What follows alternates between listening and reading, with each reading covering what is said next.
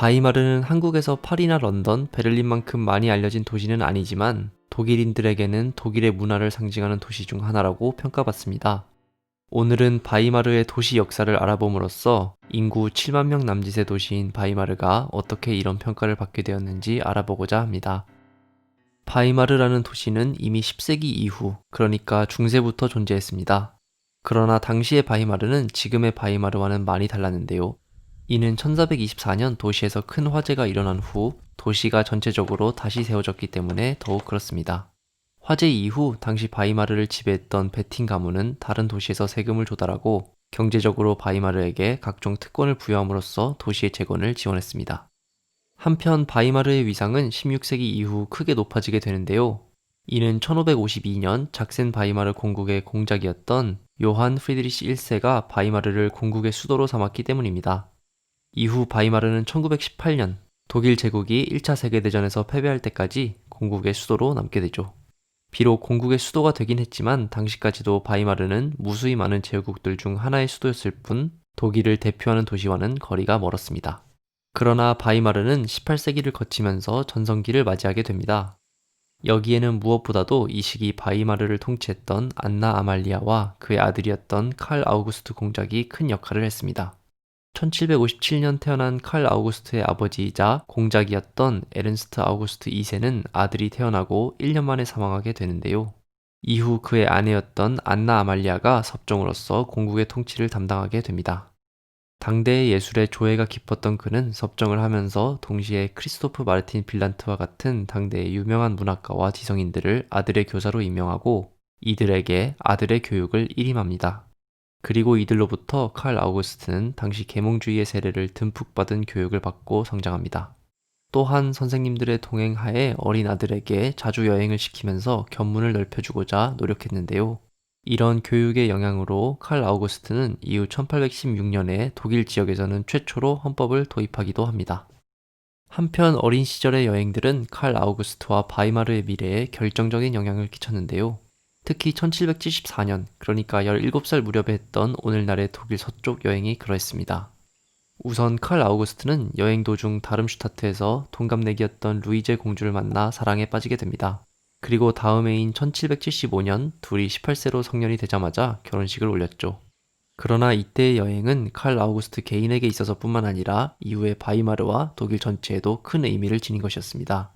이는 다름 아니라 이 여행 도중에 칼 아우구스트가 프랑크푸르트에서 바로 그 유명한 괴테를 만났기 때문이었습니다. 당시 괴테는 릴리 쉐네만이라는 여성과 사랑에 빠진 후 쉐네만의 부모에 의해 이별을 통보받아 크게 낙담한 상태였습니다. 이런 상태에서 자신보다 8살 어린 칼 아우구스트가 괴테를 자신이 있는 바이마르로 초대하자 괴테는 이 초대를 받아들였죠. 사실 칼 아우구스트가 괴테를 바이마르로 초대한 것에는 괴테에 대한 존경심 외에 개인적인 경쟁 심리도 깔려 있었습니다. 칼 아우구스트의 큰할아버지이자 후대의 프리드리시 대왕으로 불리는 프리드리시 2세가 평소에 계몽주의의 대표자 중 한 명이었던 볼테르와 가까운 관계였던 것을 보고 자신 역시 당대의 대표적인 지식인을 자신의 옆에 두고 싶어 했던 것입니다. 그리고 이를 위해서 그는 괴테가 바이마르에 도착한 이후에도 그를 바이마르에 계속 묶어두기 위해서 노력합니다. 괴테에게 끊임없이 선물을 보내고 그를 공직에 등용하기도 합니다. 이런 선물 공세를 맞이하여 괴테는 프랑크푸르트에 있는 자신의 친구에게 보내는 편지에서 어차피 집에 가봤자 딱히 할 일도 없는데 몇 년 정도 이곳에 머물러야겠다 라고 말하며 바이마르에 머물기로 결정하죠. 그러나 가볍게 몇 년 정도 머물겠다고 처음에 생각한 것과는 달리 괴테는 이후 1832년 사망할 때까지 바이마르를 거점으로 두고 활동하게 됩니다. 여기에는 칼 아우구스트가 괴테를 전폭적으로 신임하고 당대의 다른 중유럽 지도자들과는 달리 자유롭고 관용적인 정책을 펼친 것이 큰 역할을 했습니다. 이 때문에 당시 바이마르에서는 괴테를 바이마르에서 칼 아우구스트 바로 다음에 2인자라고 표현하기도 했죠. 그리고 바로 괴테가 바이마르에 머물면서 바이마르의 황금기가 찾아옵니다. 이는 괴테가 바이마르에 머물자 당대의 명성 있는 지식인들과 문학가들이 바이마르로 몰려들게 되었기 때문입니다. 여기에는 대표적으로 프리드리시 실러가 해당되는데요. 괴테와 친구이자 경쟁자였던 실러는 괴테가 자신을 바이마르로 초대하자 그 초대를 받아들이고 바이마르로 이사를 오게 되죠. 그리고 1805년에 사망할 때까지 바이마르에서 거주합니다. 실러 외에도 당대의 대표적인 독일 철학자였던 헤르더까지 바이마르로 오게 되죠. 이렇게 아까 언급되었던 칼 아우구스트의 스승이었던 빌란트와 더불어 괴테, 실러, 그리고 헤르더까지 바이마르에서 머물며 교류하게 되는 이 시기를 이후 바이마허 클래식, 즉 바이마르 고전기라고 부르게 됩니다.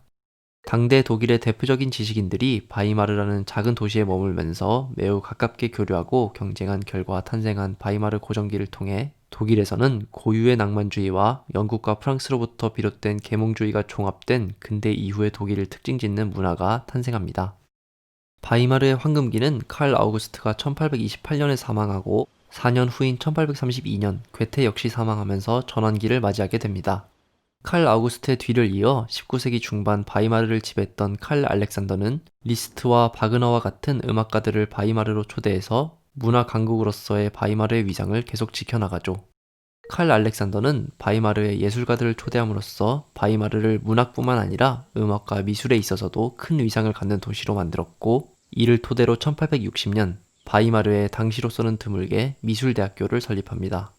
오늘날 바이마르에 위치한 바이마르 대학교는 바로 이 대학을 뿌리로 두고 있습니다.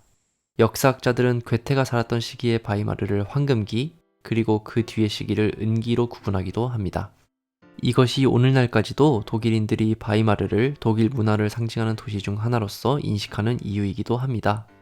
독일인들이 바이마르를 어떻게 생각하는지는 이 시기로부터 약 100년 후 바이마르의 이름을 딴 바이마르 공화국 초대 대통령 프리드리시 에베르트가 한 말을 통해서도 잘 드러납니다. 1차 세계대전에서 패전한 독일의 국가적 이미지가 바닥으로 떨어졌을 때 그는 바이마르에서 새로운 공화국의 헌법을 제정하며 그 이유를 다음과 같이 소개했습니다. Es wird in der ganzen Welt als angenehm empfunden, wenn man den Geist von Weimar mit dem Aufbau des neuen Deutschen Reiches verbindet. 그러니까 바이마르의 정신은 독일인들이 나락으로 떨어진 상황에서도 전 세계에 자랑할 수 있는 자산이었던 것입니다.